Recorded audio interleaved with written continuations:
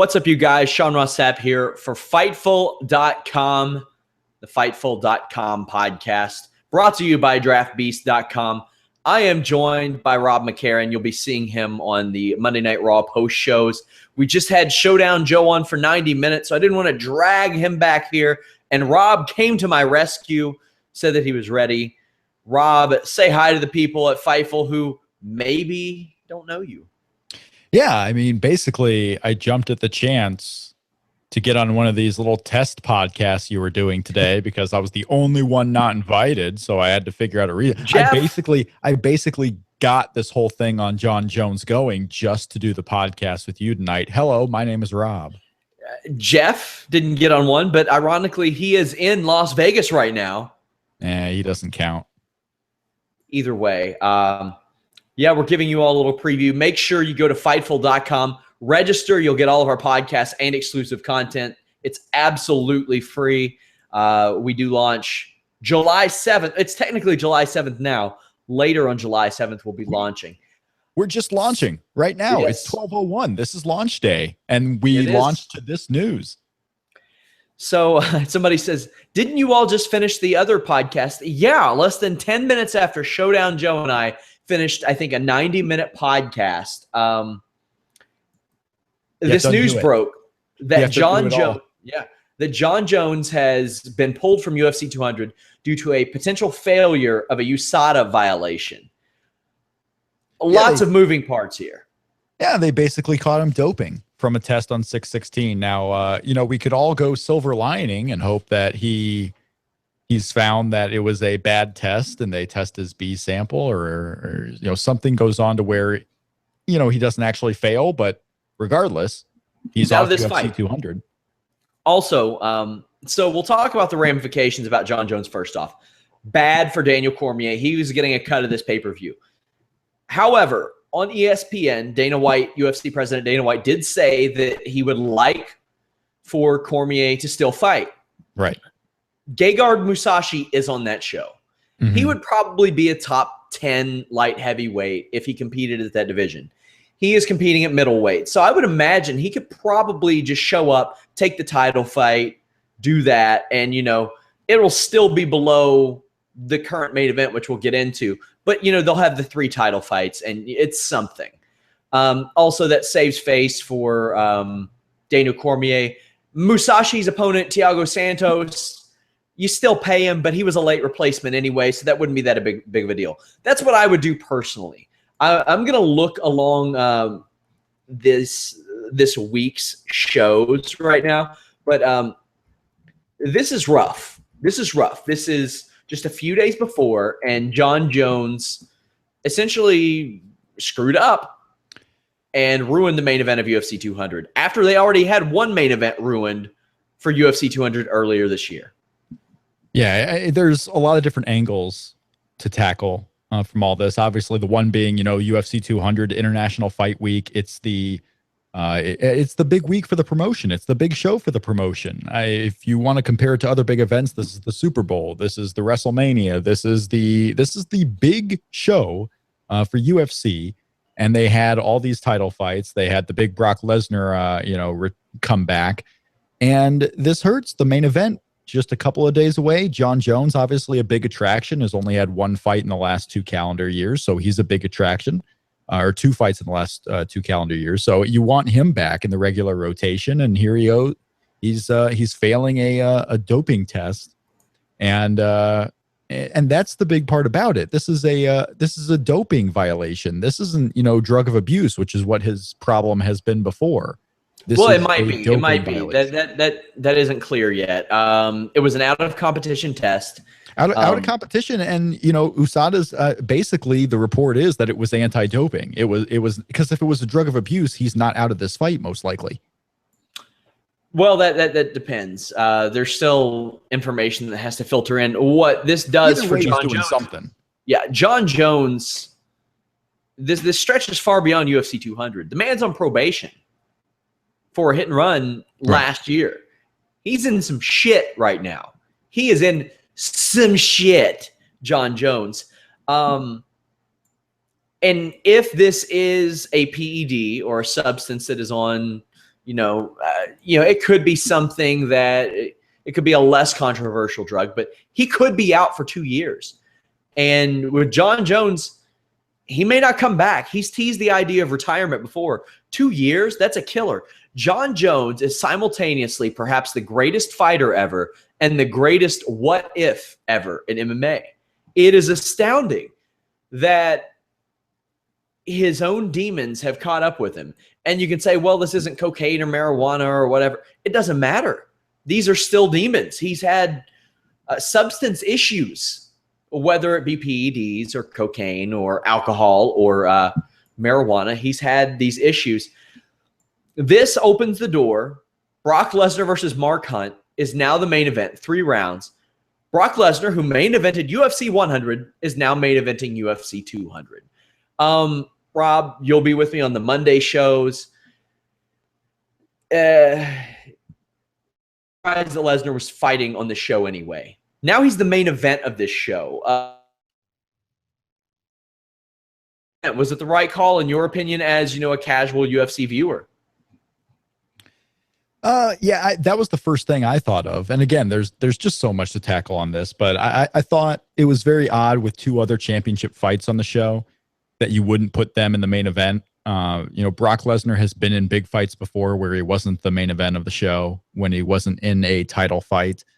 So it's very interesting that you wouldn't put the Miesha Tate title fight on last. You wouldn't put the interim title fight on last.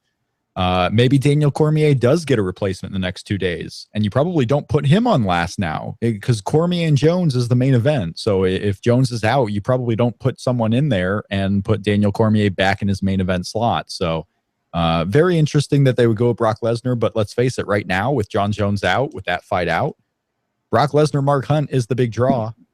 So if you want to emphasize a lot of your marketing on one fight, that's probably the fight to do it for the next couple of days, pushing those last-minute buys.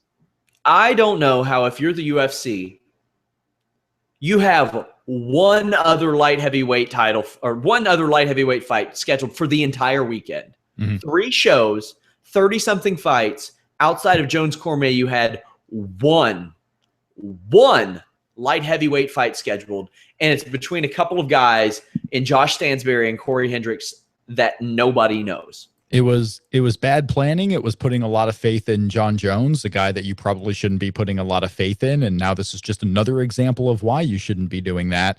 A lot of reports out there. It's funny. Multiple reporters reporting that Joe Silva was just landing into Las Vegas when this news broke, and his first text was to Dana White, "What the fuck just happened?" That's basically what his text to Dana White was. Dana White had to explain all. It's chaos right now. The response from Lorenzo Fertitta was, "Welcome to Las Vegas." Now, not only was there one light heavyweight fight scheduled for this week outside of Jones Cormier, there wasn't another one scheduled on the upcoming fight night that they could have pulled from next week. There wasn't one on the Chicago UFC on Fox show. The next light heavyweight fight after Jones Cormier was Nikita Krylov versus Ed Herman.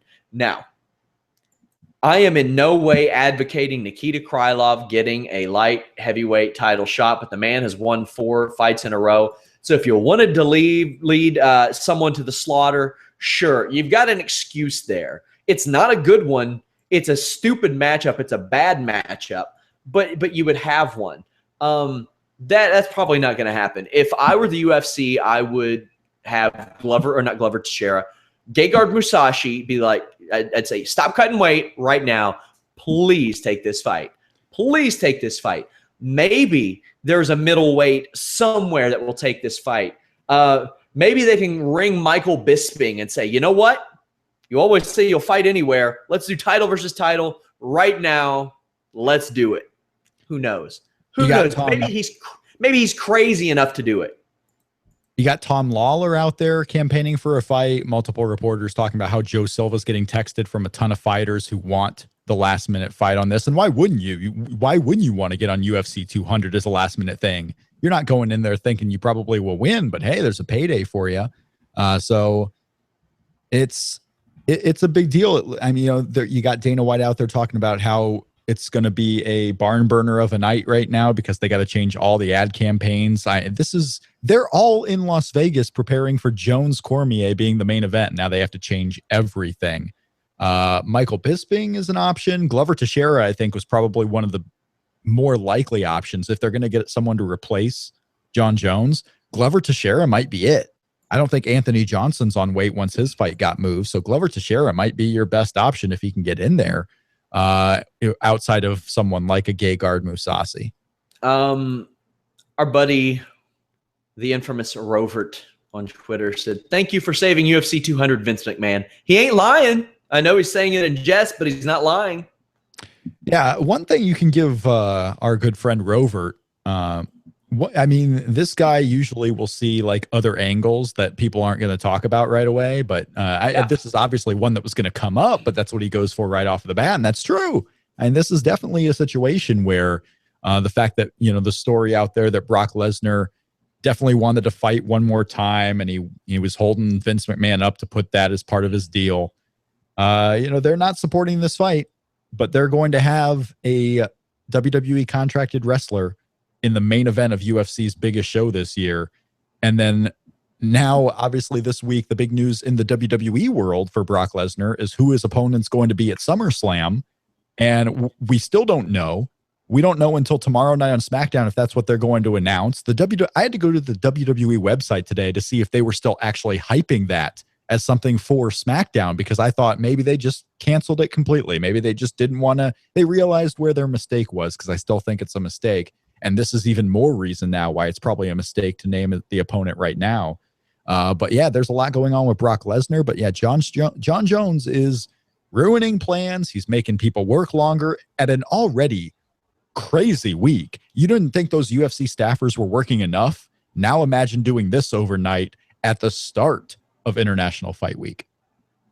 Sportsnet in Canada is reporting that Brock Lesnar's facing Randy Orton. Supposedly it aired on the Canadian version of SmackDown, which I have not seen yet. That'll be interesting. Yeah, Jon Jones supposedly failed a June 16th out of competition test. Dana White is saying that he hopes that somebody will step up and fight Daniel Cormier. If you're wanting somebody to, there are going to be, I'm sure there, Tom Lawler, sure, why not? His last loss was sort of controversial. So I'd be cool with anybody at this point. Get Daniel Cormier on that show. He deserves it. Daniel Cormier, he didn't do anything wrong. He did not do anything wrong and shouldn't be punished as a result of it. And Cormier says if Jon Jones was back and the fight was asked, he would still take it. He talked about how hard he trained and all that good stuff. And he had heard the news less than like 45 minutes before going on ESPN. Now, it's easy to be like, damn, bummer, USADA. Ultimately, they're cleaning up the sport, and they're really putting into perspective how much that sport needed to be cleaned up. And it really, really needed to be done. It's just, this is a gutting situation to fans. It's a gutting situation to the UFC, to the fighters that are involved with it. Man. And now you have Conor McGregor's coach saying, I wonder if there's any regret taking Conor off the card over a press conference now. What do you think, Rob? I still don't think it was over that press conference. There were other underlying things that happened because, yeah, if it was just over the press conference being skipped, it's the dumbest thing ever, because guess who's in the main event of UFC 200? A guy who wasn't at that press conference in Brock Lesnar. Not only that, but even before that, Jon Jones and Daniel Cormier weren't at that press conference either. Mm-hmm. And yeah, it's pretty crazy. Now it's just, man, this went from the perhaps most stacked UFC card ever to still a really stacked card, still a very stacked card. But Jones versus Cormier was that legit main event, that grudge match that this card really needed, and they do not have it anymore. They don't have it. Is there anything like what situation, what opponent realistically, possibly could step up and face Daniel Cormier and maybe save this show? Well, for one, I don't think actually the show needs to be saved because Brock Sure. Lesnar versus Mark Hunt's going to be huge for the casuals. You have the 2 title fights, Jose Aldo, Frankie Edgar. I mean, gosh, the Fight Pass card is good enough for an FS1 card. The FS1 card is probably good enough for a regular pay-per-view. This is going to be a stat card from top to bottom. This is a big loss, but it's not something that's going to kill the show. So just getting Daniel Cormier on there. And that's the thing too. If it were Daniel Cormier who had to pull out, whether it was injury or whatever the case may be, Jon Jones versus anyone is probably good enough. Daniel Cormier is not at Jon Jones level as far as fan interest, as far as being a draw. Super likable guy, but as far as actually getting casuals into it, he's not at that level. So the fact that Jon Jones is the one out just basically means put Daniel Cormier in there with anyone. It's still going to be as big of a loss, the fact that he's not actually fighting Jon Jones. On the Brock Lesnar front, Brock Lesnar and Randy Orton was not announced for SummerSlam on SmackDown tonight. It was announced as part of the Aftermath show that they do on Sportsnet. So not officially by WWE. It's just another outlet that's reporting Randy Orton as the opponent, although WWE hasn't confirmed that. And until they do, I'm still going with Rusev. I'd be okay with that. So here's the situation with Daniel Cormier and potential opponents. It's hard to pick 205 pounders out of that crew because unless they walk around about 5 to 10 pounds above the weight limit, they got like a day and a half to cut weight. And I'm talking like they're probably not sleeping tonight if they do this. That's why it'll probably, if it happens, I would imagine it would be a middleweight.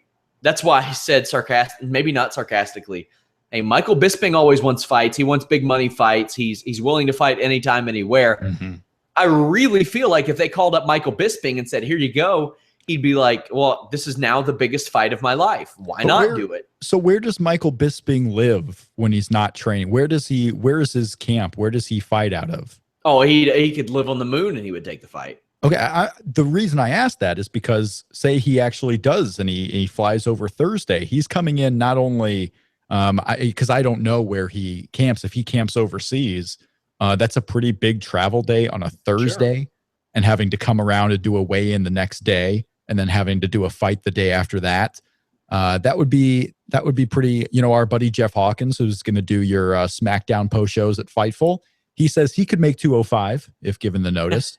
And I wonder what CM Punk walks around at. I'm guessing CM Punk walks around at like 192. You better hope that doesn't happen, Rob. For Fightful, first-time Fightful viewers who aren't aware, Rob composed a tweet back in the day and said that if CM Punk ever fights, he will eat a hat. Yep. Yeah, CM Punk fights in the UFC, rather, not just fights. And this is another, if he ever fights in the UFC, right? And this is the thing, and of course I got just a rumbling of free-flowing tweets when the CM Punk Mickey Gall fight was actually, finally announced by UFC. Well, this is your evidence, folks. It can be a main event. It could be a mid-card match. It could be an opener. It doesn't matter.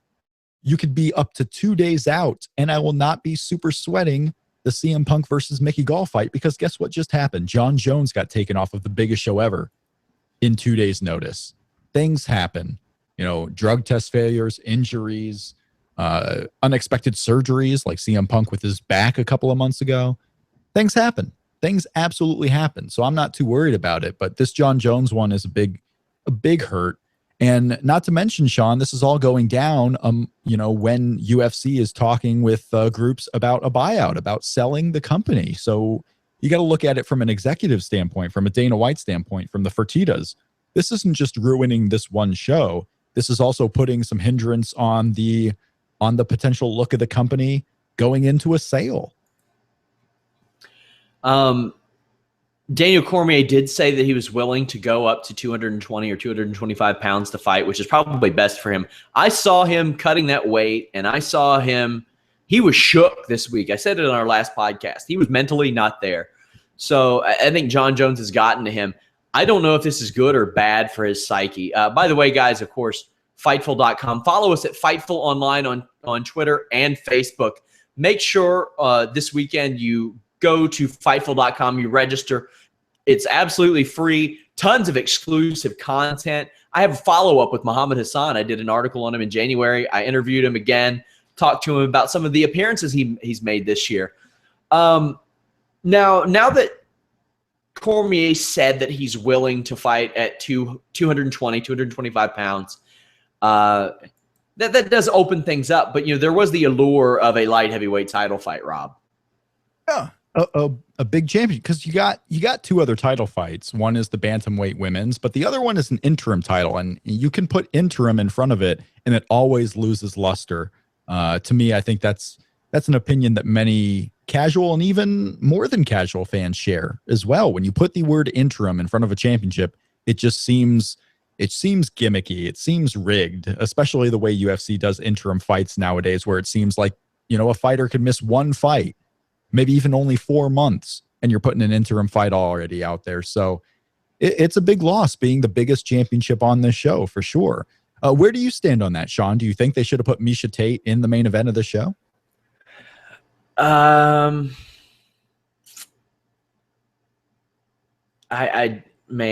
tough. I think that hesitance right there tells you why they put Brock Lesnar in the main event. Yeah, I mean, really, if anything, maybe Aldo Edgar, but like you said, the interim tag hurts it. It hurts it. I have people that are comparing the Jon Jones thing about him getting pulled to Roman Reigns, and stop it. One is entertainment, one is a sport. One has the leeway to do that, one does not. The WWE wellness policy is constructed in that manner. Roman Reigns is not getting a competitive edge on anybody with whatever he did, because it ain't real. It ain't real. Cut it out, goons. Guys, send in your questions. Somebody says our sound went off. Oh, it did? No, it's just one guy, so he's probably a loon. Get your finger off that mute switch. Indeed. Send in your questions, guys. We will answer them. There are people, they're saying it could have been a tainted supplement. Yeah, it could have been. It's been a real problem for USADA and the UFC so far. And I mean a real problem. 2 guys have already had their suspensions reduced because of that. Really, they shouldn't have been suspended at all. Both men proved that the supplement was not tainted. Now, if that was the case, man, what does that say about USADA if this happens for a third time and it ruins a light heavyweight title fight? It ruins a big main event. Yeah. That'd be horrible. It could be a big thing. And this has been some kind of crazy night, too, for Twitter users with similar usernames to guys in the news. We got at Jon Jones tweeting out about how people are tweeting him like crazy because of the Johnny Bones suspension, getting the wrong Twitter name. Dwayne Wade going to your Chicago Bulls tonight, Sean. And you got at D Wade all confused about why everyone's tweeting him. Big night for the confusion. Yeah, it was funny. Today, it's our last day before launch. And I was like, okay, you know what? I've got Vince Russo free today. We signed him.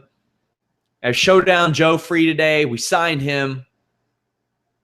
We'll get some MMA. We'll get some wrestling in. We'll give these people a preview of what they're going to register for at Fightful.com for free, mind you. And then I'm ruining it like USADA. Yeah. And I was like, man, I sarcastically even said after we ended the last show, all we're missing is a breaking news show, and we kind of get a little bit of everything.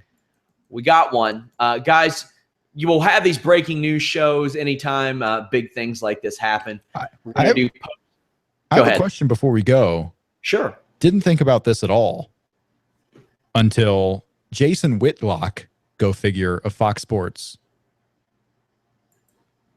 Daniel Cormier versus Brock Lesnar as the main event of UFC 200. No, it's not going to happen. Okay. I didn't think so. No chance. All right. No chance of that happening. Just because Brock would be like, yeah, I doubt it.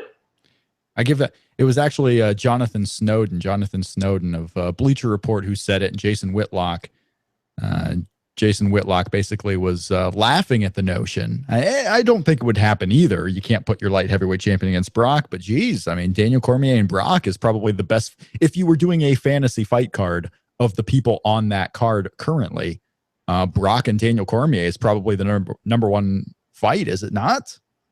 Or maybe it's even Brock and Marty. Maybe you move Cain Velasquez up to Daniel Cormier.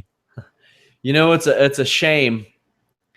Chael Sonnen's suspension is up at the end of the month.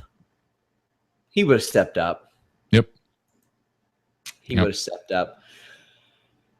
Guys, we're going to have more UFC 200 coverage all weekend. My job as an editor just got real bad. Real bad. I have a lot of work to do.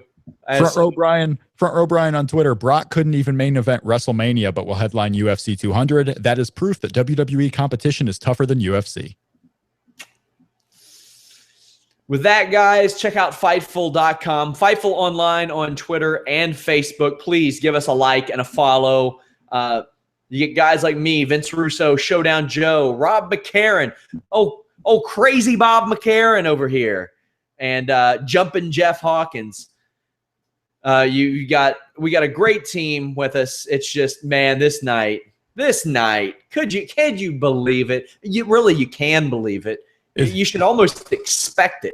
It's only 9:30 in Vegas. This night ain't over yet. Oh yeah. Every single pay-per-view that the UFC has had this year has had a major fight pulled from the show, or the show has been pulled altogether. Yeah. What is crazy this, stuff? 22 of the last 25 main events of UFC main cards have been changed from the original announcement. Something crazy like that. It's pretty nuts. Like, before we go, I'm going to look down just this crazy list of things that have happened. So UFC 200 originally was supposed to have Conor McGregor versus Nate Diaz as the rematch. That got pulled. Yep. Jones versus Cormier. If you ain't been listening, rewind it. UFC 199, Rockhold versus Bisping 2. That was supposed to be Rockhold versus Weidman 2. That didn't happen. UFC 198, Verdum versus Miocic. That was supposed to have an Anderson Silva versus Uriah Hall fight on it. Wasn't a main event or co-main event, but Anderson Silva on a show is a big draw. He was pulled the week of with, I think he had to have surgery. UFC 197, Jones versus St. Preux. That was supposed to be Jones versus Cormier. It didn't happen. Cormier got hurt, had to pull out, replaced with Ovin St. Preux versus Rafael Dos Anjos. Dos Anjos got hurt. Nate Diaz had to fill in for him. Let's see, what's UFC 1? Okay, UFC, there was supposed to be another UFC show, I think, in early February. That was supposed, it was supposed to be 196. It was supposed to have Verdum versus Cain Velasquez. That fight was canceled.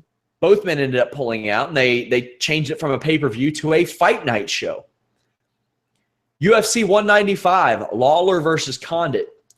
Now, this wasn't an injury situation per se, but an injury occurred on a different card. And because the injury occurred on a different card, the planned Ronda Rousey versus Holly Holm main event got moved from January up to November. So that was another situation. So UFC pay-per-views in 2016 have had 0 main cards go off without a hitch in major fights. You could argue, the Anderson Silva thing, but when he fights, it is a major fight.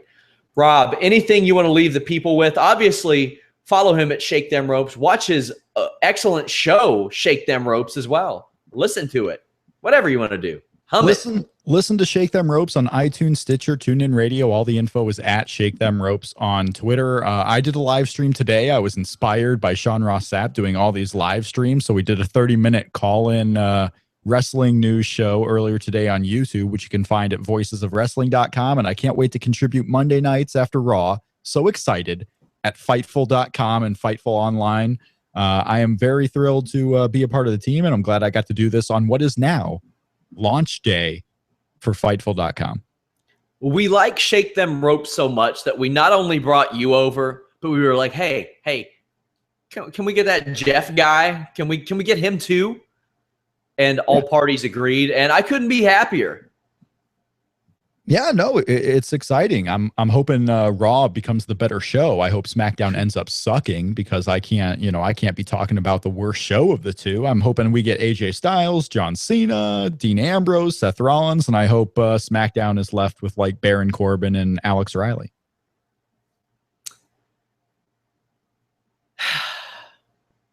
Guys, full UFC International Fight Week coverage. We have upcoming WWE draft coverage, Fightful.com. Myself and Vince Russo are going to do a mock draft. Myself and Rob McCarron did a very successful one. I would like to say, Rob, that we were the originators of the mock. Nobody was doing them before we did them that day. Right.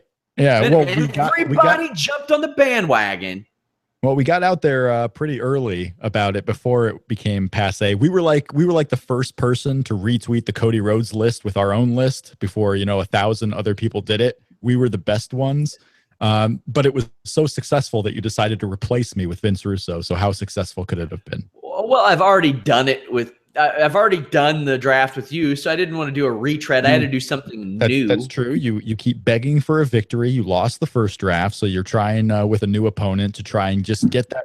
There were no metrics involved, whether it be commenting, polls, Twitter feedback that said that you won that draft.